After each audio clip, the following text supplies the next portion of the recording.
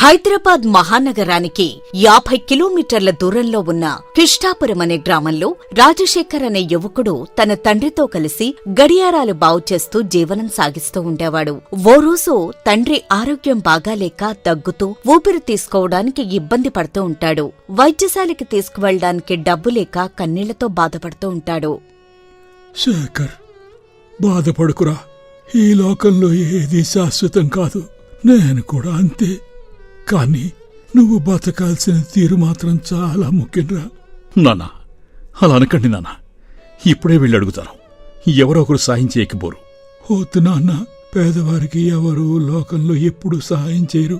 మన దగ్గర ఉన్న ఈ పాత గడియారం అమ్మేస్తే డబ్బులొస్తాయి కదా నాన్న. ఇప్పుడే దుకాణానికి వెళ్తాను. ఈ గడియారం సమయాన్ని చూపిస్తుంది, కానీ సమయం ఆ యముణ్ణి ఆపలేదురా. నీకేం కాదు నాన్న. మన బాధను అర్థం చేసుకుని సహాయం చేసేవారుంటారు. నేనొక ప్రయత్నం చేస్తాను. నువ్వు కంగారు పడకు. ఒక్క విషయం గుర్తుంచుకో బాబు, ఈ లోకం నీ కన్నీళ్లను చూడదు. నీ దగ్గర ఉన్న సంపదని, నువ్వు గెలిచిన యుద్ధాలనే చూస్తుంది. మనుషులు ఇంత కఠినంగా ఉంటారు నాన్న. మన దగ్గర డబ్బు లేదని పట్టించుకోరా. వీళ్లే మనుషులు నాన్న. సమయం బాగున్నప్పుడు అందరూ నీ చుట్టూ ఉంటారు. సమయం బాగున్నప్పుడు నీ నీడ కూడా నిన్ను వదిలేస్తుందిరా. అందుకే కాలానికి నువ్వు బానిస కాకు, కాలాన్నే నీ బానిసగా చేసుకో. ఎవరి ముందు చేయి చాచాల్సిన అవసరం లేని స్థాయికి ఎదగాలరా నువ్వు. అప్పుడు ఇలాంటి పరిస్థితి నీకు రాదు. వెళ్తానన్నా. అందరూ గర్వపడే స్థాయికి వెళ్తాను. ఈరోజు మనల్ని పట్టించుకుని వాళ్లే రేపు నా కోసం గంటల తరబడి ఎదురు చూసేలా చేస్తాను. అలాగే ఉండు నాయనా. కానీ డబ్బు వ్యామోహంలో పడి మనిషిని మనిషిగా చూడటం మాత్రం మర్చిపోకు అని చెప్పి మరణిస్తాడు. తండ్రి మరణించాక రాజశేఖర్ దగ్గర దహన సంస్కారాలకు కూడా పైసల్లేవు. తన తండ్రి ప్రాణప్రదంగా చూసుకున్న ఒక పాత గడియారాన్ని తీసుకుని దుకాణానికి వెళతాడు. కాని అది పాతది కావడంతో ఎవ్వరూ కొనరు. చివరకు ఒక వ్యాపారి దాన్ని అతి తక్కువ ధరకు కొంటాడు. మరీ తక్కువ ఇస్తున్నారండి. మరి కాస్త దయ చూపండయ్యా. సమయాపేన గడియారానికి పనికిరాని మనిషికి ఈ లోకంలో ఇల్లు లేదు బాబు. ఎందుకంటే ఇవ్వలేను అని ఈసడించుకుంటాడు. ఆ మాట రాజశేఖర్ మెదడులో బలంగా నాటుకుపోతుంది. తండ్రిపోయిన బాధను దిగమింగుతూ అంత్యక్రియలు పూర్తి చేస్తాడు. మరుసటి రోజు నుండి తన తండ్రి నేర్పిన గడియారం బావుచేసే పనిని కొనసాగిస్తాడు. ఒకరోజు దారిలో వెళుతుండగా ఒక ధనవంతుడి గడియారం కిందపడి ముక్కలవుతుంది. ఈ గడియారం బాగు చేయడానికి మహానగరం మొత్తం మీద ఎవ్వరూ లేరు. అలా నీ పడలేను. చాలా ఖరీదైంది. ఇప్పుడు ఏం చేయాలి అని అనుకుంటూ ఉండగా ఇదంతా గమనించిన రాజశేఖర్ ఆ ధనవంతుడి దగ్గరకు వెళతాడు.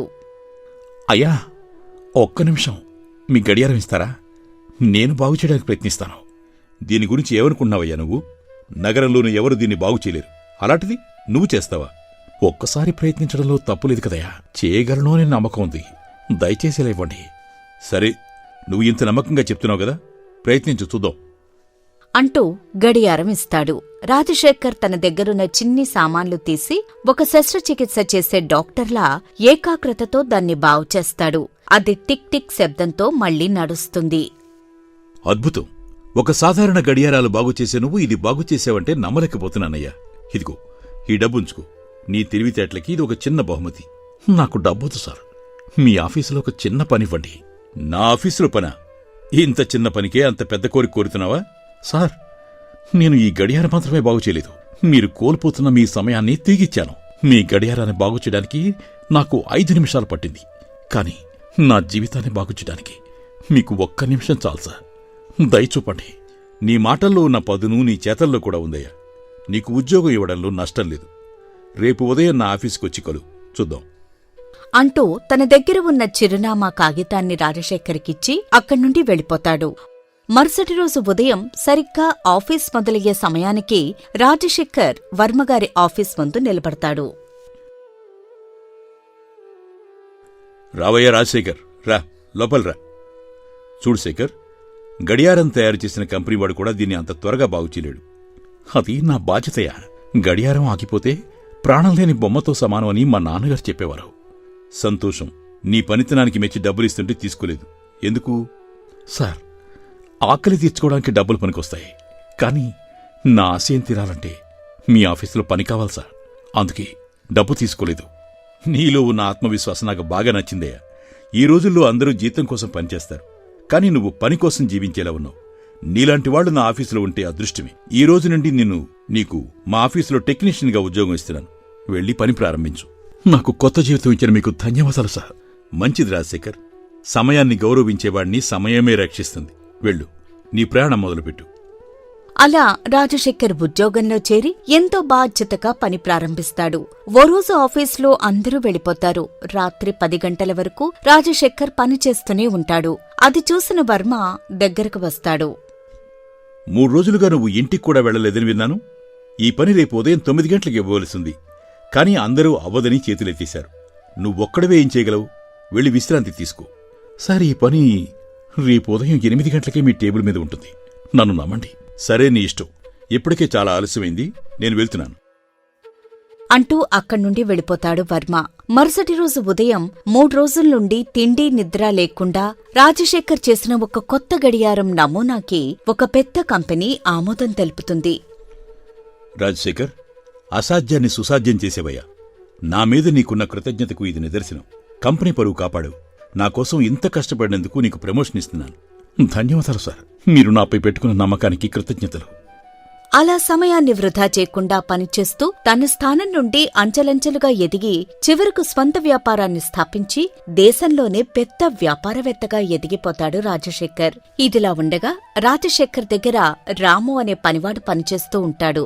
యజమాని కష్టపడే గుణం చూసి ఎంతో గౌరవంతో ఉండేవాడు రాము. అరే రాము, సరిగ్గా 8 గంటలకి కారు గేటు ముందుండాలి. 1 నిమిషం ఆలస్యమైనా నీ జీతంలో కోతపడుతుందని గుర్తుంచుకో. అలాగేనండి. మీరు చెప్పినట్టు 7:30కే సిద్ధం చేస్తాను. కానీ చిన్న సందేహం, అడగమంటారా? దాందే ఉందిరా, అడుగు, చెప్తాను. వచ్చినప్పటినుంచి అడగాలనుకుంటున్నాను. 1 నిమిషం ఆలస్యం వల్ల ఏమవుతుంది బాబూ? 1 నిమిషం అంటే ఏమనుకున్నావురా? ఆ 1 నిమిషమే కొన్ని కోట్ల ఆదాయాన్ని నిర్ణయిస్తుంది. ఆ 1 నిమిషం వల్లే జీవితాలు తారుమారవుతాయి. 1 నిమిషాన్ని అంత తేలిగ్గా తీసుకోకు. అర్థమైందా? అంటూ పదే పదే చేతి గడియారాన్ని శుభ్రం చేసుకుంటూ ఉంటాడు. అయ్యా, మీ గడియారం అంత ఖరీదైందా? లేక అందులో సమయం ఏమైనా వేరేగా కనిపిస్తుందా? అన్నిసార్లు శుభ్రం చేస్తున్నారు. నా అదృష్టం ఈ గడియారంలోనే ఉందిరా. ఇది నా చేతికి ఉంటేనే నాకు విజయం వస్తుందనేది నా నమ్మకం. అందుకే దీని ప్రాణం కంటే ఎక్కువగా చూసుకుంటాను. గడియారంలో అదృష్టమేముంటుంది బాబూ? అందరి గడియారాలు నడిచినట్టే ఇది కూడా నడుస్తుంది కదా. నీలాంటి వాళ్ళకి అది అర్థం కాదులే రాము. ఇది కేవలం సమయం చూపేది కాదు, నా స్థాయిని చూపేది. ఈ గడియారం చేసే టిక్ టిక్ మనే శబ్దం నా విజయానికి సంకేతం. ఇది ఆగిందంటే నా అదృష్టం ఆగిపోయినట్టే. అదేంటో బాబు, మా ఊర్లో సూర్యుడు వస్తే పొలం వెళ్తాం, సూర్యుడు వెళ్తే ఇంటికి వస్తాం. మాకు ఆ సూర్యుడే పెద్ద గడియారం. అదంతా సరేలే కాని కాగితాలన్నీ సంచిలో సర్దు, త్వరగా వెళ్ళాలి. అలాగే బాబూ, కానీ మీరు కొంచెం భోజనం చేసి వెళ్ళకూడదా? పనులన్నీ ఎప్పుడు ఉండేవే కదా. నాకు సలహాలు చెప్పకరా రాము. ముందు పని మీద శ్రద్ధ పెట్టు, నా ఆరోగ్యం మీద కాదు. అర్థమైందా? వెళ్ళు, వెళ్ళి చెప్పిన పని చెయ్యి అని అనగానే పేపర్లు ఉన్న సంచి తీసుకొచ్చి ఇస్తాడు. అది తీసుకుని రాజశేఖర్ తన పనికి వెళ్ళిపోతాడు. ఇదిలా ఉండగా ఓ రోజు బాగా కోపంతో రాముని గట్టిగా పిలుస్తాడు. రాము, ఒరే రాము, ఎక్కడ చచ్చావురా? త్వరగా రా. వచ్చాను బాబూ. ఏమైంది బాబూ? నా వల్ల ఏదైనా తప్పు జరిగిందా? చూడిది, నా గడియారం ఆగిపోయింది. సరిగ్గా నేను రైలు పట్టుకోవాల్సిన టైంకి ఈ గడియారం ఆగిపోయింది. ఇది నా చేతికి లేకపోతే ఆ పని అవదని నీకు తెలీదా? అయ్యో, బ్యాటరీ అయిపోయిందేమో బాబూ. చూడ్రాము, నేను ఈరోజు మద్రాసు చేరుకోవాలి, కానీ ఇది లేకుండా వెళ్లలేను. చూస్తే సమయం చాలా తక్కువగా ఉంది. ఒక పని చెయ్యి, నేను స్టేషన్కి వెళ్తున్నాను. రైలు వచ్చే సమయానికి ఈ గడియారానికి ఏమైందో చూపించి నాకు అందించాలి. సరేనా? తప్పకుండా బాబూ, మీరు వెళ్ళండి. నేను సరైన సమయానికి అక్కడికి చేరుకుంటాను. అందించలేకపోయావో నీ ఉద్యోగం ఊడుతుంది. జాగ్రత్త అని రాజశేఖర్ వెళ్ళిపోతాడు. రాము వెంటనే ఆ ఖరీదైన గడియారాన్ని జాగ్రత్తగా అరచేతుల్లో పట్టుకుని షాపు వైపు పరుగు తీస్తుంటాడు. సరిగ్గా అదే సమయానికి వీధిలో జనం గుమిగూడి ఉండటం చూస్తాడు. రాము పరుగు ఆపి అటువైపు వెళతాడు. అక్కడి దృశ్యం అతని గుండెని పిండేస్తుంది. ఒక తల్లి గుండెపోటుతో కింద పడి ఉంటుంది. పక్కనే తన కూతురు రోదిస్తూ ఉంటుంది. ఎవరైనా సాయం చేయండి, నా తల్లి ప్రాణం పోతుంది. దయచేసి ఏదైనా హాస్పిటల్కి తీసుకువెళ్ళండి, మీకు పుణ్యం ఉంటుంది. మా అమ్మను హాస్పిటల్కి తీసుకువెళ్ళండి. అది విన్న రాము చలించిపోతాడు. సమయం మించిపోతుంది. అయ్యగారు వెళ్లవలసిన రైలొచ్చేలోపు దీన్ని రిపేర్ చేయించాలి. లేదంటే తన ఉద్యోగం, బ్రతుకు అన్నీ పోతాయి. మరోవైపు ఒక తల్లి ప్రాణం పోతోంది అని ఆలోచిస్తూ ఉండగా ఆ అమ్మాయి రాముతో ఇలా అంటుంది. మా అమ్మని కాపాడు బాబు. మా అమ్మ లేకపోతే నేను అనాథనవుతాను. నీ కాళ్ళు పట్టుకుంటాను. నా దగ్గర అయ్యగారి గడియారం తప్ప చిల్లి గవ కూడా లేదు. మరిప్పుడెలా హాస్పిటల్కి తీసుకువెళ్ళాలి? అయ్యగారు నన్ను కొట్టినా పర్వాలేదు. ఒక గడియారం పోతే మళ్ళీ కొనుక్కోవచ్చు. కాని ఈ తల్లి గుండె చప్పుడు ఆగిపోతే మళ్ళీ రాదు. దీన్ని అమ్మేసి ఆ తల్లిని కాపాడుతాను. అయ్యా, ఇదిగోండి గడియారం. ఇది తీసుకుని నాకు త్వరగా కొంత డబ్బివ్వండయ్యా. ఒరే అబ్బాయి, ఇది చాలా ఖరీదైన గడియారం. దీని విలువ లక్షల్లో ఉంటుంది. నీ ముఖం చూస్తేనేమో పేదవాళ్లే ఉన్నావు. ఇది నీకెక్కడిది? ఎక్కడైనా దొంగిలించావా ఏంటి? లేదయ్యా, దొంగతనం చేసే బుద్ధి నాది కాదు. ఇది మా యజమాని రాజశేఖర్ గారిది. దీన్ని బాగు చేయించమని ఇచ్చారు. కానీ బయట ఒక ప్రాణం పోతుంది బాబు. ఆపరేషన్కి డబ్బులు లేవు. యజమాని నన్ను చంపినా పర్వాలేదు, కాని ఆ తల్లి బతకాలి. దయచేసి దీనికి ఎంతో కొంత ఇవ్వండయ్యా. పిచ్చివాడా, ఇది అమ్మేస్తావని నీ యజమానికి తెలిస్తే నేను జైలుకు పంపిస్తాడు. అయినా ఇంత విలువైన వస్తువుని ఇలా రోడ్డు మీద అమ్ముతావా? ఇంకెక్కడికైనా వెళ్ళు. నాకా ఇబ్బందులొద్దు. బాబు, ఒక్క నిమిషం ఆకండయ్యా. ఎలాంటి ఇబ్బందైనా నేను భరిస్తాను. ప్రాణం ఆగిపోతే మళ్ళీ తిరిగి రాదు బాబు. మీకు పుణ్యం ఉంటుంది. మీరు తక్కువ ఇచ్చినా పర్వాలేదు. ఆపరేషన్కి సరిపడా డబ్బిస్తే చాలు. సమయం మించిపోతుందయ్యా. దయచూపండయ్యా. సరే, నీ ఇష్టం. దీని అసలు విలువలో సగం కూడా నేను ఇవ్వలేను. కాని నీకు అత్యవసరంగా కావలసిన ₹1,00,000 ఇస్తాను. కాని గుర్తుంచుకో, మీ యజమాని రాజశేఖర్ గారు అడిగితే నా పేరు చెప్పకు, సరేనా? ధన్యవాదాలు బాబు. మా యజమాని నా ప్రాణం తీసినా సరే మీ పేరు చెప్పను. నన్ను నమ్మండయ్యా. అనగానే కొంత డబ్బిస్తాడు. రాము ఆ డబ్బు తీసుకుని హాస్పిటల్ వైపు పరుగు తీస్తాడు. వ్యాపారి ఆ గడియారాన్ని చూస్తూ, ఎంత విచిత్రం! లక్షల విలువైన గడియారం కన్నా ఈ పేదవాడి మనసే కోట్లు విలువ చేస్తుంది అని అనుకుంటాడు. రాజశేఖర్ స్టేషన్లో ప్లాట్ఫామ్ మీద అటూ ఇటూ పచార్లు చేస్తూ ఉంటాడు. అతని కళ్ళు పదే పదే రాము రాకకై ఎదురుచూస్తూ ఉంటాయి. ట్రైన్ కూతపెట్టి కదిలిపోతుంది. తన జీవితంలోనే అతిపెద్ద వ్యాపార లావాదేవీ చేజారిపోయింది.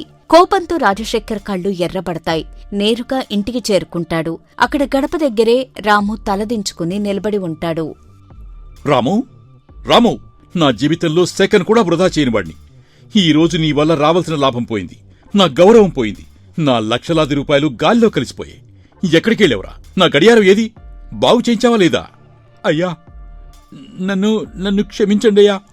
గడియారం బాగు చేయించలేదు. నీకు ముందే చెప్పాను కదా, రైలెక్కే సమయానికి అందించాలని. గడియారం ఎక్కడా? నా దగ్గర లేదు బాబు. దాన్ని అమ్మేశాను. ఏమన్నావు? అమ్మేశావా? నా ప్రాణం కంటే ఎక్కువగా చూసుకుని గడియారాన్ని అమ్మేస్తావా? ఎంత ధైర్యం రా నీకు! అసలు నువ్వు మనిషివా లేక పశువా? అయ్యా, వెళ్లేదారిలో ఒక ప్రాణం పోతోంది బాబు. ఆ క్షణంలో నాకు మీ వాచ్ కంటే ఆ తల్లి ప్రాణమే ముఖ్యం అనిపించిందయ్యా. అందుకే దుకాణంలో తక్కువ ధరకిచ్చేసి ఆ డబ్బుతో ఆ తల్లిని కాపాడనయ్యా. ఎవరో తెలియని వారికోసం నా గడియారాన్ని అమ్మేస్తావా? రాజశేఖర్ చెయ్యెత్తి రాముని కొట్టబోతాడు. సరిగ్గా అదే సమయంలో టీవీలో వార్తలొస్తూ ఉంటాయి. ఘోర రైలు ప్రమాదం. మద్రాస్ వెళుతున్న ఎక్స్ప్రెస్ రైల్ పట్టాలు తప్పింది. చాలా మంది మృతి చెందగా ఎక్కువ సంఖ్యలో తీవ్ర గాయాలయ్యాయి. క్షతగాత్రుల్ని ప్రభుత్వ హాస్పిటల్కి తరలిస్తున్నారు. ఇది నేను వెళ్లాల్సిన ట్రైనే కదా? అవును బాబు. మీరు వెళ్ళినట్లయితే ఆ ఘోరంలో మీరు ఉండేవారు. రాము, నేను సమయం మించిపోతుంది అనుకున్నాను. కాని ఒక్కోసారి ఆలస్యం కూడా ప్రాణాలను కాపాడుతుందని ఈరోజే తెలిసింది. నువ్వు ఆ గడియారం అమ్మేసి ఒక ప్రాణాన్ని కాపాడావు. ఆ పుణ్యఫలమే నా ప్రాణాన్ని కాపాడింది. ప్రాణం కంటే విలువైంది ఈ భూమి మీద ఏముంటుంది అయ్యగారు? అందుకే మీరు తిడతారని తెలిసినా ఇలా చేయాల్సి వచ్చింది. నువ్వు చెప్పింది అక్షర సత్యంరా. మా నాన్న చెప్పినట్టు మనిషిని మనిషిగా చుట్టం అంటే ఇదేనేమో. ఇంతకాలం అర్థం కాలేదు నాకు. ఈరోజు నువ్వు నా గర్వాన్ని బాగుచేసావురా అని అంటూ ఉండగా ఇంతలో గడియారం కొన్న దుకాణమతను చక్రధర్ రాజశేఖర్ ఇంటికి వస్తాడు.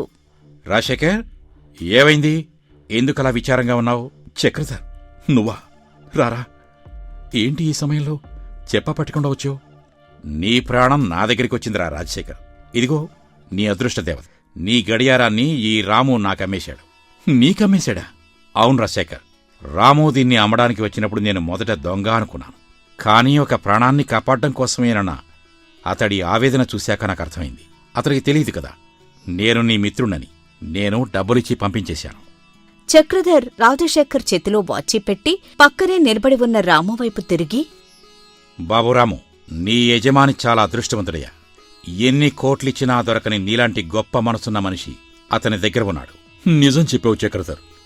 నా తండ్రిని గుర్తు చేశాడు. అప్పుడు కూడా సహాయం చేసేవారు లేక నా తండ్రిని పోగొట్టుకున్నాను. ఏదైనా సమయానికి ఉపయోగపడితేనే దానికి విలువ ఉంటుంది. చూశారుగా, ఈ కథలో మీకు బాగా నచ్చిన మలుపేటి? మీకు ఏ సీన్ బాగా నచ్చిందో వెంటనే కామెంట్ చేయండి. ధన్యవాదాలు.